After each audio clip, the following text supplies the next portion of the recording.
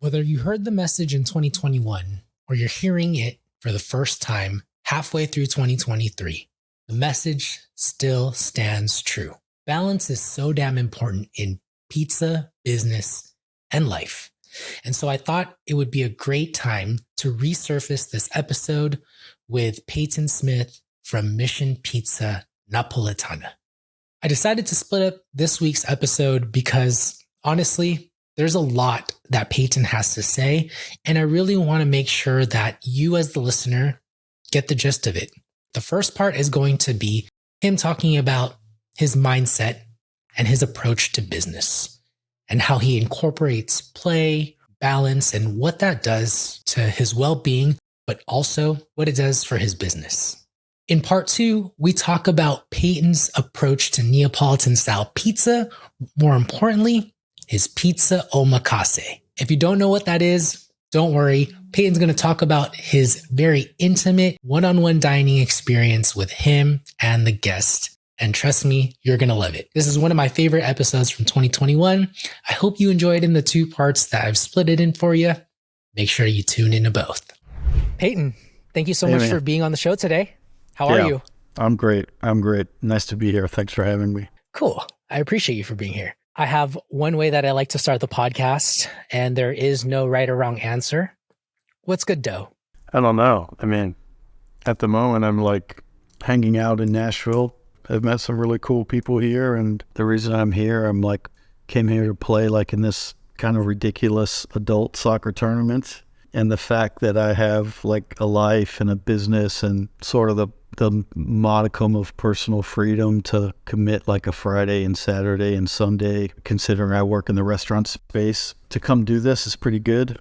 So that's kind of a decent barometer of something, I think. I don't know what, but that's pretty good. So yeah, that's it right now. That's cool.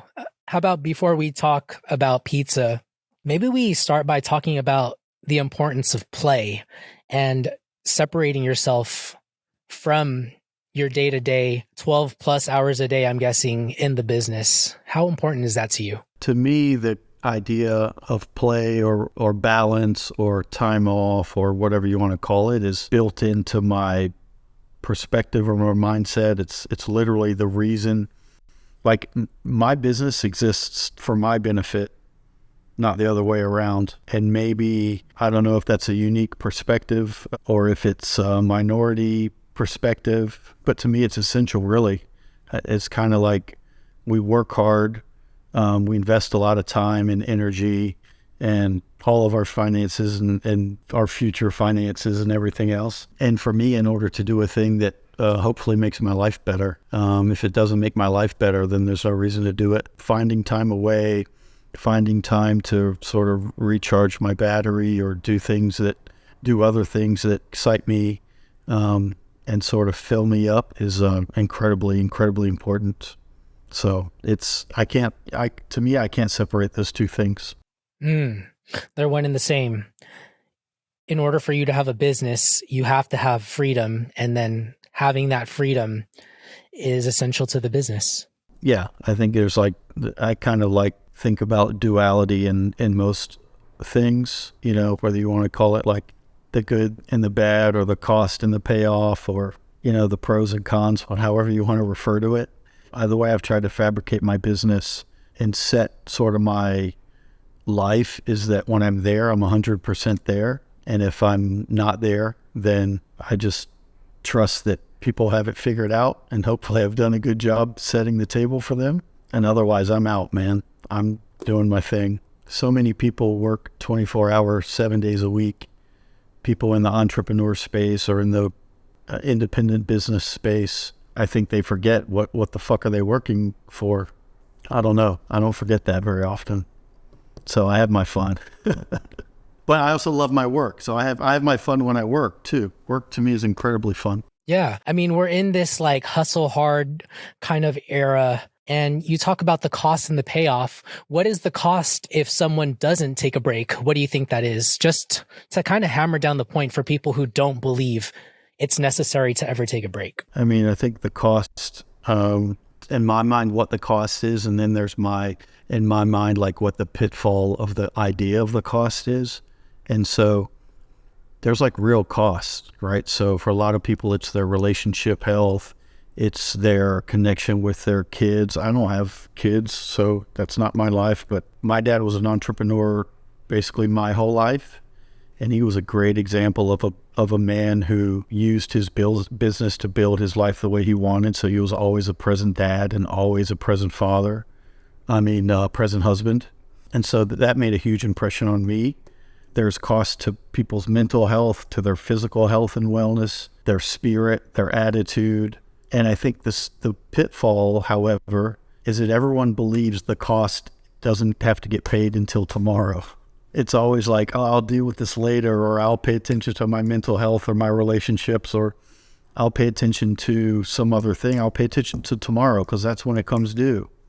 Well, it's always tomorrow, always tomorrow, always tomorrow. And I see that a lot. Particularly, I'm surrounded by people now in this industry.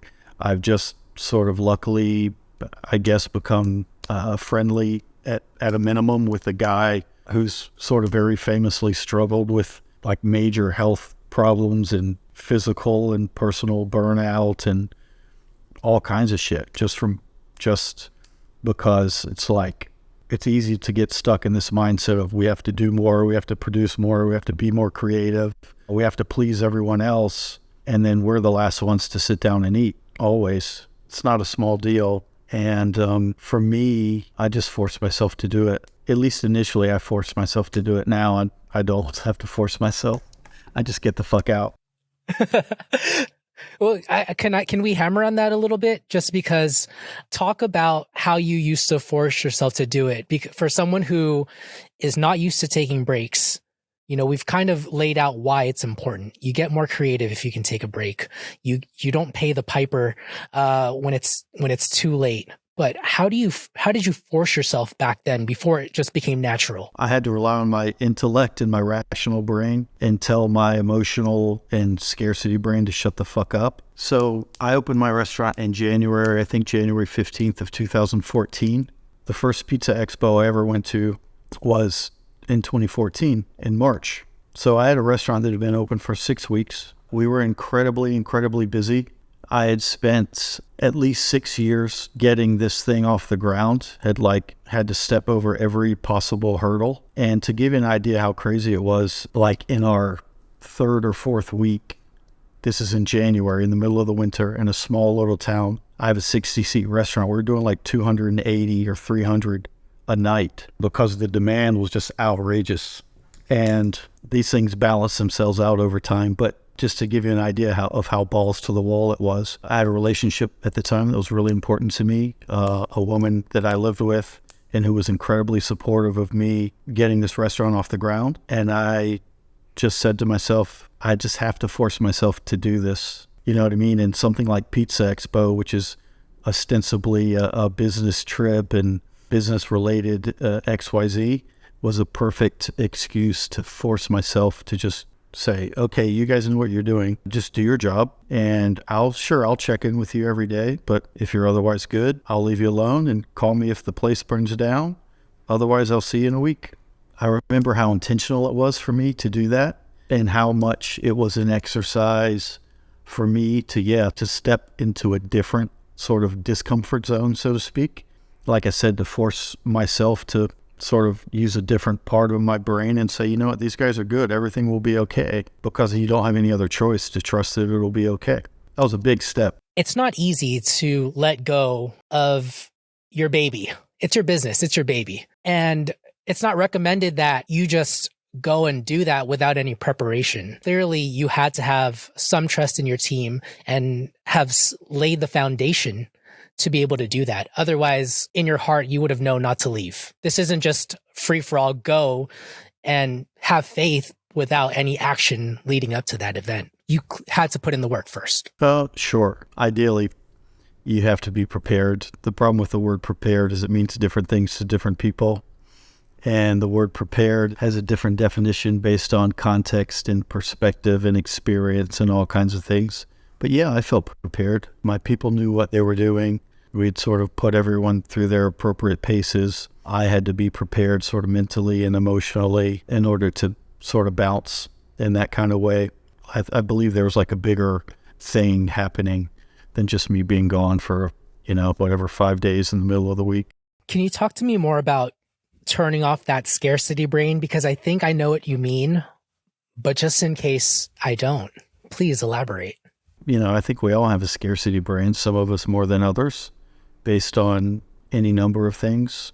Role modeling, personal experience, like, who knows? Call it sort of a finite brain, I guess. It's the part of our thinking that says we can't do this, or it's part of our thinking that says, if I express this attitude as a business operator, as a public business operator, then what about all the people I'm going to alienate versus all of the people you're going to attract who you can't measure in the same way? And so we're all guilty of just thinking about the bad outcome, so to speak. And so to step out of that and force yourself into a bit of personal discomfort and understand that maybe there's something to be gained. Yeah, maybe there's a bunch of people who whatever message you have to send is going to resonate, but you can't measure them until they show up, right? It's easy to measure all the people that don't come back because you make people wear masks or you don't make people wear masks, like whatever it is. Could be the music you play in your restaurant. It could be whether you're politically affiliated as a business, could be whether you put pepperoni on your pizza or not, who the hell knows? But scarcity mindset says, I have to appeal to everyone at all costs. To me, I want to challenge that as much as I can and reconsider the idea that if I lean more into being myself, if I lean more into being what I think the promise of my restaurant is, or my business, or my perspective, or my privilege in the space that I operate in, if we have the stones to lean harder into what we really want to be, then there's people out there that it's going to resonate with. I can't measure them the same way, and I can't tabulate them, and I can't go, oh shit, I got 1 and I lost 1 today, or I picked up 2 and I lost 3. We'll see the losses, but we have to understand that the gains are only going to reveal themselves slowly over time in a way that's not as linear as whatever losses we're afraid of. To me, the problem with that scenario is then you lose what's distinct, right? Then you make a compromise or you make a trade today that you don't want to make that trade in a week or in 2 years, but you're going to be making it. If you make it today, I promise you that guy's going to come back and ask you for the same deal. I promise. Yeah, so I think understanding the calculated and rational approach and relying on that, if you understand consumer trends and consumer data, and if you understand things like when people pay more for a meal, they rate their experience higher, right? Well, there could be lots of reasons for that, but that's a real thing. So don't be so afraid of raising your prices, for instance. You just have to practice. It's like a muscle. You have to train this muscle of saying, I'm thinking in a scarce way and I'm fixated on a potential negative result, not considering the potential positive result on the other side of that. I don't know, because we're all afraid that we're going to screw it up at any given time. We're all afraid maybe that we're imposters. We're all, because we have so much to risk, we're kind of fixated on loss or risk rather than what we stand to gain. You have to be deliberate about it, think about it, and then you have to practice it. That's my approach. It's worked for me so far. Thank you for clarifying. Really, it comes down to, can I see the long-term outlook? Can I be okay with sacrificing the short-term gains to build something that's bigger than what I can ever build? And don't trip too much. It's going to be okay. Yeah, I think so. If you operate with integrity and sincerity, and you can be accountable to your people and your team and your community over time, I think you're going to be fine. And if you just show up every day, you're going to outperform 2/3 of everyone else anyway. So you'll be fine. Peyton, how did you become, and correct me if, this isn't the word that you describe yourself as, but how did you become an authority in Neapolitan pizza? Yeah. I don't know that I describe myself as that. Probably in the context of Neapolitan pizza in America, I might be one. And by that, I mean, I study pizza. I eat a shit ton of pizza. So I've made it sort of my job personally to understand not just Neapolitan pizza, but to understand as much as I can in a real hands-on way, in a real sort of literally in my face way. I don't know. I was a dude who was kind of like at the right time in my personal life to question my professional life, what that means to me now and what that's going to mean to me in the future, and what that would mean to some, future family that I probably will have. And so I just had to gravitate towards something that I believed I could embrace and something that I believed that I enjoyed. I wouldn't say at the time that I was conceiving it, I wouldn't call it a passion back then. I think that would be disingenuous or just not quite accurate. It's since really become such a huge part of my life. And so, I just had to go in the direction of doing something that I could love. What were you doing before pizza? I sold drugs. People can infer what they want from that. If they Google me, they'll probably learn what that means, but I'm not worried about the inferences there. But I worked for just a big, huge multinational corporation. I did a job that on paper seems like a good job. It's probably a good job for lots of people. It's the kind of job that if you just persist, you'll at least make a lot of money. But it's kind of a soulless, crushing job for me. The only two things I really ever gravitated to was sort of an inexplicable interest. One of those things at the time was a huge passion of mine, which is playing soccer and food. I'd sort of tapped out of the concept of a soccer career, and so I gravitated towards food. And I said, if I can push myself in the realm of food, always from the mindset of like, I'm going to be an operator, not like, let me go learn how to be a line cook and then talk myself into opening a restaurant. It was always from the mindset of being a business operator. Let me just move in the direction of food because I feel good and I love restaurants and I love what a powerful vehicle food is. So let me just go in that direction and see what happens. And I conceived my restaurant sometime around 2007, and it took us like 7 years to open it with some detours in between. What were some of the detours? And hold on, why did you get away from drug dealing? Because wouldn't that have... from what I hear, drug dealing affords you a lot of money and a lot of freedom on the side, maybe some opportunities to play soccer. The problem with that is I'm either on or I'm off. I don't really know how to operate in the middle, so I either care about something or I don't. And so I understood very quickly that I didn't care about this thing. And so my shelf life working for some company that had the resources to pay me enough to have the kind of family I want or to have some of the personal freedoms I want. Well, if you make enough money working for someone else, it's not freedom. You got more freedom being a teacher and making not much money than you have making $250,000 a year for Merck Pharmaceuticals, right? I just knew that wasn't the right fit for me. I just knew it wasn't going to work. I knew I had to do my own thing and have the freedom to do things my way and express myself. And ultimately it was about how can I craft like a life and a career doing something that I enjoy, that I think I can love and embrace and get good at and can give me a process to explore. But within that, like how do I exercise like more of the better parts or best parts of me that in some other way are not going to be exercised, right? Working for some guy. Multiple things at play, but essentially, if you as a person are 100% fully bought into pizza, not only will you work harder, but it'll just affect your overall life in all aspects of it. I mean, yeah, for sure. Well, whatever you're into, people are into their family, and that sort of shapes their decisions and shapes their personal time and professional time. People are into Call of Duty, whatever. Like, I don't know, man. Like I said, it was an educated guess. I didn't realize at the time when I was formulating this, it wasn't so clear to me. The reasons I love soccer and the reasons I love pizza are kind of the same reasons. Maybe I knew that, but I couldn't articulate that, or maybe somehow I understood that in my body or in my bones, but I couldn't rationalize it. As soon as I was in the restaurant for more than a couple of months, it was very obvious to me. And so that's been kind of serendipitous, I guess, because it's just like a way of operating that I understand. How are the two the same?